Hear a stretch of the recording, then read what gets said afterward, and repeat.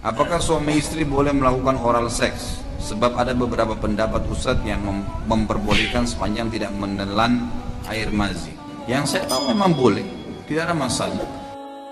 Bahkan ulama membahas tentang masalah oral seks dibolehkan selama memang itu ada keridoan di antara keduanya dan bukan paksaan. Karena larangan Nabi SAW adalah meletakkan kemaluan di dubur, gitu kan? Itu haram mutlak. Nanti akan kita bahas, itu ada di dosa besar yang keberapa tadi. Itu ada bahasan sendiri. Masalah itu nanti insya Allah kita akan jelaskan panjang lebar adab seksual dalam Islam. Tapi Allahu a'lam Rabu keberapa. Jadi biar penasaran, gitu kan? Nanti akan kita bahas insya Allah itu. Kemudian tidak boleh meletakkan kemaluan di kemaluan pada saat haid dan nifas. Tapi selain itu dibolehkan istimta' namanya. Onani bagi laki-laki haram kalau dia lakukan sendiri, tapi kalau istri lakukan boleh, nggak ada masalah, gitu kan? Itu pun masalah najisnya madhi.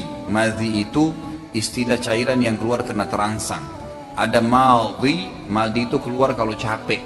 Ada mani keluar kalau ya orang klimaks, gitu kan? Kalau madhi dan madhi itu tidak wajib mandi, cukup dibersihkan kemudian wudhu, gitu kan? Kalau terkena celana dakian maka dicuci.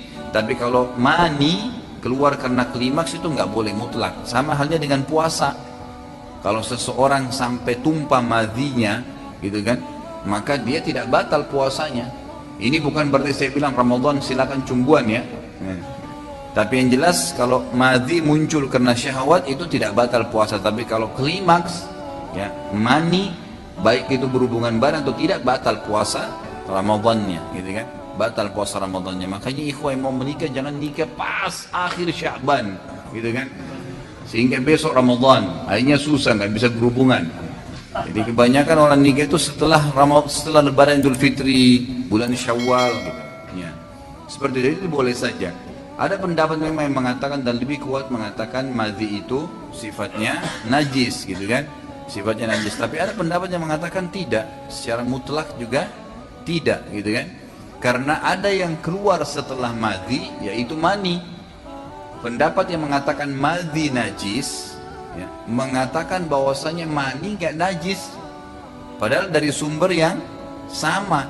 Bahkan mani itu lebih kental. Memang dia pada saat klimaks, artinya madhi ini cuma pembukaannya saja. Mani semestinya yang lebih najis kan gitu. Itu secara rasional, gitu. Mestinya seperti itu. Jadi pendapat yang mengatakan madhi itu najis dan mani itu tidak najis, gitu kan? Karena memang pendapatnya seperti itu. Mereka mengatakan kalau kena madhi nggak boleh ketelan, ya, bagi orang melakukan oral seks. Kemudian kalau mani itu mani tidak najis karena ada hadis Bukhari yang menjelaskan bahwasanya Aisyah radhiyallahu anha pernah mengerik sisa mani di baju Nabi SAW yang sudah kering. Jadi tidak dicuci, tapi dikerik karena sudah kering, kemudian dipakai oleh Nabi SAW sholat baju itu. Dari sini ulama mengatakan berarti dia bukan najis yang tidak boleh untuk dipakai sholat. Kalau tidak kan berarti harus dikucek kan gitu. Tapi ini hadis itu menjelaskan.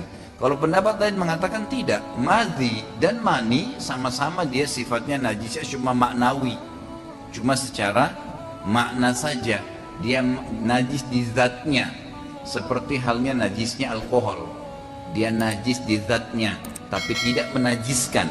Kotoran hewan yang boleh dimakan dagingnya, antum keinjak kotoran ayam, kotoran kambing, kotoran sapi, itu nggak batalin wudhu dalam bab fikih itu, karena dagingnya halal dimakan. Keinjak cukup dicuci, sholat nggak apa-apa, asal jangan sholat sementara kotorannya ada, gitu kan? Ya. Jadi dibersihin dulu, baru kemudian sholat. Tapi kalau hewan yang tidak boleh dimakan dagingnya, bertaring, kotoran manusia, kotoran harimau, kucing, itu nggak boleh. Najis berarti kan, najisnya sudah berat, mughalladhah namanya, kurang lebih seperti itu.